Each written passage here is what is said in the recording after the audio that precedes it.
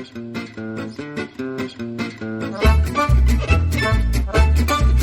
hello there. Thank you so much. You downloaded the podcast from Italy. It's the end of August 2025. I'm Jason. Ashley, you're there. Ciao. Hello. Together we own and operate and run and are sitting at the kitchen of La Tavola Marche, a little agriturismo in the middle of nowhere, Piobbico, Italy. So, what's going on, Ash? This summer has been dragging on, huh? I know. It's a rainy afternoon, big thunderstorms, 17.7 degrees outside. Ooh, that's lovely. I'm loving this September feel air coming in. It's like football, starting to think of stewy dishes and stocks, and the pumpkins are growing, and you pull the onions, and it's like you can feel the season changing. The air has changed. The sun has changed. I noticed that on the walks with the dogs. It's, of course, starting to get lighter later and darker earlier, and the signs of fall are coming. The grapes are starting to turn colors as they hang. So the world keeps on spinning. It's been a hot, long summer. After about Ferragosto, the 15th, everything changed, and the hot that we've had went away, and now we've had unstable air for the last week or 10 days or so. So I think it's the sign. We'll probably get another little heat wave going, but I think the 36, 34 that is hot done. part is done. As far as going around here, not a lot. Guests come, guests go. Dinners, chop, chops, cook, clean the pool, water the garden. Montage. There you go. So in that sense, not a lot, no good stories. Yes, we had the pharmacista. Oh, that's true. The Okay. pharmacist. He wanted to come, and if any of you have been here, first, the pharmacist in Piobbico is always so nice, but also if you've been here for the Ugly Club festivities, it is his cantina that we go to for dinner that night. His family, he opens it up just for a few nights a year, 4 nights a year, and he's always so sweet to me and the guests because he doesn't take reservations for it, but he does for me usually, or at least tries to, and because he knows I've got guests and Americans, and the idea of come back in an hour and a half doesn't really work. So he always watches out for us, and he had messaged to see if he could come and do a anniversary little aperitivo and drinks and a dip in the pool sometime in August. And it was so funny because he came with, ended up to be his sister, or his wife, and his wife's sister and her husband. And we knew the husband from around town and all of this. And it was also funny because before this, Rosanna seemed to know way more information than anything I'd given her. And I was like, how does she know so much? You have to set that up. Who's Rosanna? Gaji's wife. Who's Gaji? The adopted papa, if you're listening to the podcast. But you're right. Rosanna is Gaji's wife. So she had somehow known so much about this, but I thought, who knows who she's talking to. Anyway, they come, and the wife of the sister, not his wife, but the sister, I didn't realize they were sisters at first, and she just looked so familiar. She looked just like the woman who has the hair salon in Piobbico, and that I've gone to for years, Margarita, who's super sweet and really funny, and there's just something about their smile and the face and the laugh and the voice, and I said it to Jason. I was like, they look so similar, and he's like, just ask her. I'm sure they're related. Everyone out here is related. So I get her and I say, hey, are you family at all of Margarita? And oh my gosh, she was set right away. She's not even Piobbico. Her face dropped. She's not from Piobbico. She's like from the South. She's from Palio or something. Gross. I shouldn't say gross, but that was what it came off as. And then I said, it's just a smile, something. And she's so nice. And she goes, I'm a lot nicer than she is, or something. I thought, oh my God. And even when we told Gaji the story, he was like, he goes, you got to be careful. Then he goes, because he does not like people from the South. So he definitely understood that reference. But then he goes, but most likely everyone's related. And I was like, exactly. But I definitely hadn't done one of those like foot in the mouth, like real well in a long time.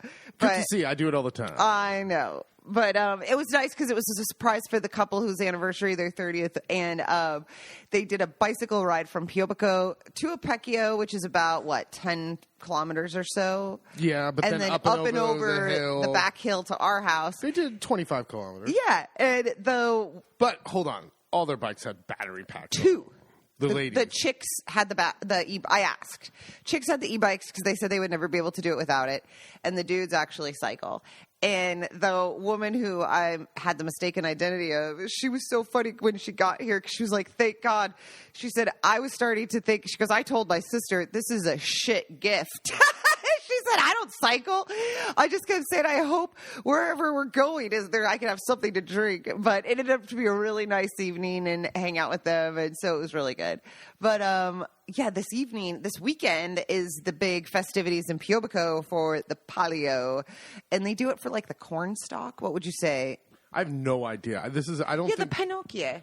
I understand, but I don't know exactly what the races are going to be. They had one in Sant'Angelo. They had like a bunch of. It's not like a Palio with horses like they do in Siena. No, they'll do different. Palio just means like a race. Yes, but most people equate the Palio with horses. So they'll put a guy on a cart or something and run him around the castle up. I have no idea. Last year it doesn't matter. You know why it doesn't matter? It is gonna be rained out. It's pouring out. It's gonna pour all afternoon and. Italians melt, of course, in the rain. Well, it's troppo rischio, you guys. So, poor Piobbico, Friday, Saturday, Sunday festival. It rained yesterday, too. I know, it rained last night. Last night was the dinner in the castle where they eat in the, courtyard of the castle and have all the tables set up and do this medieval dinner. Okay, now we've been to that. Know. We went with Gaji, I would say our first or second year. We went there and it was so hot that night. So hot. It was like the surface of the sun and you're in a castle, so you're just surrounded by stone. You're sitting on park benches. They pack you in so tight. And it was kind of cool because it was all like medieval dishes and there was no fork because they hadn't invented a fork yet. But I just remember just sweating. That's where you found your Faro salad recipe. That's true. I have done that salad now for almost 20 years. Just say what it is real quick. Just Faro, chickpeas, rucola, olive oil, salt, pepper, and lemon. And then a little ribbon of Parmesan on top. Well, that wasn't even. No, it wouldn't have been. No, I just did that. Yeah. That's the I did that because that's fancy. Highfalutin. But it was rain. That one was rained out last night, and I'm pretty sure that if this rain continues for another 45 minutes or so, they're going to cancel this evening. I know, because people are the townspeople that are participating in the medieval part of the festival. They're all in costume. They're all in wool costumes. Exactly. So you can't really walk around the wet streets in that. No. So this is the problem why a lot of, especially after COVID, you've seen a definite reduction in the amount of festivals and sagras and all that kind of stuff that's going on. I think one, insurance got really expensive, and number two, the weather. If you get rained out and your town has invested money in setting this whole thing up for this one weekend and it rains out, no one is coming. Well, it was interesting because yesterday afternoon, hours before the festivities were supposed to start, Mirko, who is one of the guys who has a cafe, and there's more than two, but there's kind of two or three main cafes in Piobbico, and his is next to the grocery store. And he had put out an alert early in the day that he was canceling all weekend festivities and rescheduling for next weekend. And it was I thought, whoa, he's jumping the gun. But then it's nope. Look, it's super smart. Don't. Well, because he does the DJ, and they have all that electronics outside. Exactly. By the way, horrible music usually. Because that's the thing. A lot of these places for the little festivals, we don't have big restaurants and big spaces, so it's a lot of outdoor seating, picnic tables, some tents. August. You should be able to do it. It should be. They just line the streets with tables in the old part of town. It's really sweet, but it's not there's the big sports complex to go to and just do it all inside. They would never do that. So no, you have to be able to do it in the old part of town where otherwise you just look like an idiot in a Joker's costume, like a jester costume. Exactly. I want to be in it one year. Again, they have not asked you back to do any of this since your Presepe Vivante. Oh, well, let's do first. Ashley's not been asked to do anything to do with the commune, with the... I majored in theater. It's in my heart. But the second year we were here, we were asked to be in the living nativity scene. It would have been our first full year of living here. And we were so excited. We were very excited. Now we were put very low on the... We were right at the beginning. Oh, yeah. We were so low on the totem pole, the creme de la creme, what do you call this? The peak is to be... the biggest... the best positioning is the top. Is towards baby Jesus. And also, the closer up you get towards baby Jesus, now all of the little... scenes, if you will, that we are reenacting and whatnot are inside. You get to be a bread maker and there's a fire going and you're like, that's pretty nice, because we're talking this is in December or January depending on the weather. They threw us 2 potato sacks, and a piece little of cover cord, and told us, and some parchment, and told us we're paper makers. So it's like, all right. And the one thing, there was no instruction except one rule. I don't even remember them telling me the Babe, rule. they told you. The one rule is no speaking. No, it's called respectful silence. I'll never forget it now. But the only thing they said was you don't talk. I didn't hear that part. And don't talk. Not a surprise. Or / I just wanted to, make the character my own and really bring it to life. And so I started... Anyone walking by. She would greet. She became a greeter. We were right at the beginning. So she was a greeter to everyone who passed by. Like, ciao, buonasera. Trying to chat people up. We're paper makers. We're paper makers. Some old guy takes the what is it called? The little program and points to it. Respectful silence. And it was like, oh shit. And never asked again. But I did. I was hoping maybe to do one year the Renaissance. Could I talk in that one? I don't know. I got to do one where I can yap it up. I did get asked, though. I'm very excited and a little bit honored. To translate a wedding that will be taking place at the castle in Piobbico at the beginning of September. There is in Australia, she's, I think, Italian blood, born in Urbana, and he is born and raised Australian, and they're getting married in the castle, and so it's a civic ceremony, and they need someone who... Civil, thank you. Who mother tongue English or is, a translator. And so, of course, they get a hold of me. And they were like, we're so sorry, we can't pay you. It's just for a wedding. I'm like, I don't want to be paid. They're like, we can just pay you. Until you hear my translation, it's not worth it. No. They just kept saying, we'll pay you in drinks afterwards. And I was like, I don't want to hang out. But that'll be fun. Kind of sweet to go do. And a nice little something to give back. So I'm looking forward to that at the beginning of September. And what else is going on, Jay? Didn't you already go through what they're going to say? You were. There's a lot of talk. There was a lot of talk about children and how they will make decisions as parents, and I thought that was interesting. That they're talking about kids in the household, and that each side has to carry their own weight of financial or work duties, and it was kind of interesting to read, but.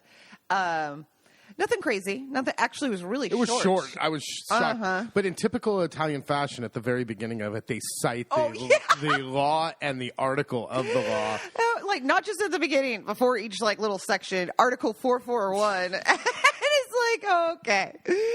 But so that'll be hard not to laugh when I do that. But all right, I think we have to push pause for 1 second because this dog, I think, needs to go. You think she needs to go out? You can open the door. All right, that was a fake out. Fake out. Anyway, where were we? Civil union. A civil union. So that'll be fun coming up at the beginning of September. And I'm trying to think. Oh, we've been busy in between guests doing some projects of I sanded down. Don't ever buy outdoor wooden tables. No, that's not true. Outdoor wooden tables are beautiful. They just require maintenance. A lot of maintenance. So I think we got these in 2019 or something. We were trying to remember. We seal them every year, but it was time to strip them and redo it. And that was that Ashley got. I enjoyed it, actually. Stripped down the tables, redid the benches. And Marco, the wine guy, brought us a new wine barrel, which was pretty sweet. So did that. And Jason, He's kind of been wrenching, guys. He's a wrencher now. I wrenched on how to repair the power steering to my dump truck. We're back in business. It's awesome.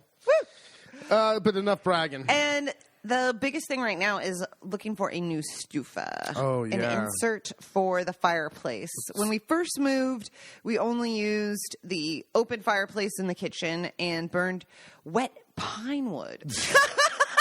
This has been the slow progression.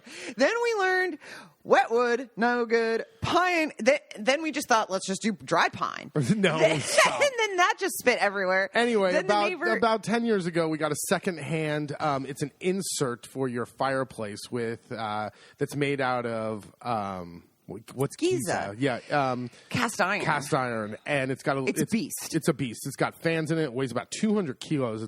It's just a big chunk of cast iron. We got it as a hand-me-down, and we're rough math is they used it for nearly 20 years before. Yeah. So finally, this thing gave out. The back panel of the cast iron now has a crack, and then that crack developed into a big hole. And I took it around to all the metal guys in our area, and the consensus was that you just can't really weld another piece in. And the manufacturer does not make anything for this model anymore because it was produced in the 90s. So it's time to get a new one. So when we go out to go look to replace it, very happy with what we have. Let's just get the same thing, but a more updated version of it. Yeah, or like let's have fun and look for something cool. Like this is how we heat the house. And most people in our area heat the house with wood. If not wood, then pellets. But heating the house with electricity or with gas is I mean, I guess you could if you have a lot of money. But most people heat around here in the winter. Around these parts. You see and smell all the fireplaces. Oh, yeah. That's part of the signs of fall coming. It is. And especially late August, like a day like today, I'm sure if we drove around, you would start smelling fires going. And you're like, who is lighting a fire in their house? This is the first cool day of the whole summer. Like, just enjoy the chill. Oh, there's a 65-year-old, 80-year-old doing it for sure. Anyway, so we go around to all the because these are sold a lot in Italy. Most people have these kind of inserts into their fireplaces because it's just so much more efficient than just burning wood in the fireplace, because about 80% of the heat just kind of goes up the chimney, which this one has built-in fans, and it blows hot air all over the rooms. It's really... It's nice. It keeps you don't have soot in your kitchen all the time. It works for us. It's toasty in this house. Oh yeah, for sure. Anyway, go to replace it. They do not make anything. First off, they don't make anything in cast iron anymore. The whole inside of them are now these like fire bricks or lava rock or something. Now my experience with those, we have a couple of different potbelly stove in our places. Those things break they start cracking in about 2 or 3 What are those fireproof stones called or whatever? Those heat stones? Yeah, like the heat resistant fire bricks. Yeah, whatever. fire bricks. So then every 2 or 3 years you have to buy a new chamber and put the brick in. It's not a big deal, but it's an added expense. And no one makes the rest of the part out of the same thickness of the cast iron. You can't find it. Now, like you mentioned, there is the lava rock, which is supposed to be good and durable. But we use this to 18 hours a day. House. So every guy we talk to and we tell them, listen, this is 18 hours a day, this thing's going. And they all say the same thing. You got to go with cast iron because it's the only thing that will last, because otherwise it's 200-300 euros every 3 years. That's ridiculous. Just like everything else now that's produced is such a piece of shit. There is nothing from a car to a potbelly stove to the tractor implements. Yeah. It's all garbage. To spray bottles, plastic spray bottles. The chimney sweep just came by. And because it was like, all right, if we're going to get a new stufa insert, like let's get it clean early. And this way, if we have to do installation and stuff, everything's set. And even he was like, wait, why are you looking for a new this thing is nice. They don't make them like this. And he's like, let's check out the hole. And he's like, God damn it. Like that thing. Yeah, I see a lot of inserts. And it can't be welded. All the metal guys who I said you can weld it, but it's not gonna last. Last year we put a big plate in front of it, and it just got worse. Tell them the ironic part too. So there's like all the people contact us about like the $1 houses or all, what about all these government grants to start a business in a part of Italy that's not doing well or whatever it may be. There's always catches and a lot of red tape or a lot of stuff you don't quite realize and have to dig deeper at. So when we went to start looking at these, and I had seen this online as well, there's a reimbursement from up to 65%. Yeah. Sorry, you looked like the NPR lady for a second. Oh, sweaty balls? Yeah, the way you went down with your headset on. Sorry. Anyway, so we went to a couple shops and they were like, "Oh yeah, we'll do the paperwork. It's $125 to like fill out the request for the reimbursement." I talked to our accountant and lawyer, and they said, "Yeah, that's pretty spot on. Like that's not a crazy thing." So I was like, "Oh, great! So we could kind of spend a bit more because we're going to get a good chunk of this back too." Well, Jason goes and talks to another guy yesterday, and he had some of these more cast iron full. There's a few. I finally found a couple of small manufacturers here in central Italy that make them in all cast iron. The only catch is you don't get the reimbursement if it's made in all cast iron. It's not considered as efficient. It's not as efficient. I go, what are you talking? Like cast iron lasts forever. You go, well, the fire bricks are 92 or 88% efficiency, and the cast iron's 85%. But it lasts longer. But it lasts longer. It's the same thing with the tires here. Here, tires for your car just wear out incredibly fast. I don't understand. I remember growing up, and tires kind of, if you kept them rotated them, they'd last, I don't know, 25,000 miles. Mm-hmm. Here, no way. And I talked to the Gomista, the tire guy, when I went to get him changed last, and he tells me, oh yeah, there was some, I forget what it is, something they put in tires that increased the longevity of the rubber. It is now illegal to use that in the EU. So in trying to save the planet, we now use tires twice as fast. Makes perfect sense to me. I know. It's a wacky world. Anyway, things are built like crap and it pisses me off. I don't understand. Why don't you just make something that lasts? Getting old and crotchety. Other than that, we really have nothing here.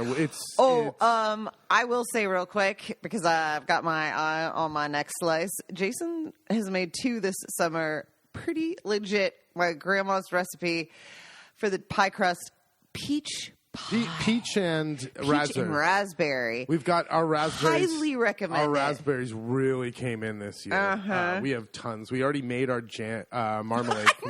From the first round. The first round, which came in like June, early July. And now the second round is coming, and I don't know what to do with them. I already have 5, 6 giant big Ziploc bags full of them. And a cupboard full of raspberry jam. No more jam. No more jam. So I guess it's scones and muffins and pies. And oh, my. So we're going to keep this one short and sweet because it's a rainy Saturday and we got other stuff to do as well. But if we do still have a few spots open this fall, if you are interested in coming, and especially to our truffle hunting workshop, October 22nd to 26th for the 4-night workshop. We'll do 2 truffle hunts. We go to the Truffle Festival, cooking class, market tour, up to the Hunter's Hideaway for lunch. It's an awesome fall getaway. Hope you guys can make it. Yep. So we are now starting our third phase of the season. First is spring. Summer is kind of winding down. We had a little break here of a week and a half before the next guests come. So the 28th they come, and then it's the autumn. Yep. Autumn starts, and it's the final. The last push. Last push till November, and then it's. I know, it's crazy. Oh, and we're already starting to take reservations for 2026. Do you have the program out yet? There's a handful of workshops already up on the website with dates for 2026, and then as well, if you wanted to book out the farmhouse for your small group, and we will take care of all the details. Why'd you use that weird voice? I just thought I would spice it up. You made my little thing off the chart. Off the chart too loud. I would prefer a more monotoned. Not possible. All right, very good. Enjoy the rest of your summer. Back to school. Get those little mongrels back to the school. And the seasons are changing. We'll talk to you again in September. Ciao, ciao.